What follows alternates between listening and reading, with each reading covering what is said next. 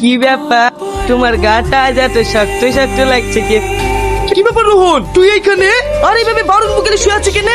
বারুণ কাছে থাকলে বলে ভূত আসে না। তুই ভূত ভূত করে কি আজ আমাদেরকে ঘুমাতে দিবি নি? ঠিক আছে, তোরা ঘুমা। আমার উপরে তো তোদের তো মায়া না। আমি মরে গেলে সকালে একটু মারতে দি। আমি ভূত হয়ে এসেছি, তোদের গলা টিপে ধরবো। রোহন থাম থাম, সত্যি করে কি ও ভূত? একবার ছেড়ে 3-4 আসল চেহারা দেখি। তোমরা যদি আর আসল চেহারা দেখতে চাও তাহলে একটা লাইট নে, চুপচাপ আমার সাথে আসো। ফিটিনে লাইট আছে লাসো তো, আগে ভূতই দেখে আসি। এই বিদ্যুৎ না দেখতে পাই, তোর কপালে কষ্ট আছে।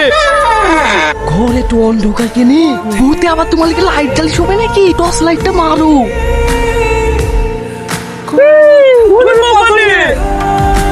এসব আপনি কি বলছেন বিয়া? মেয়েকে আমি ছোট থেকে মানুষ করছি, আর আমি জানবো না আমার মেয়েকে জিনে ধরেছে তা? হ্যাঁ অবশ্যই জানো, জেনে শুনি তো আমার ছেলেটাকে ফাঁসিছো। মানে জিনা ধরা মেয়ে তুমি বাড়ি যাও। বাড়ি লিখা বললে হয়ে গেল, আগে দেখতে হবে না আসলে আমাদের মেয়েকে জিনে ধরেছে না মিথ্যে মিথ্যে তুমি নাম দিছো?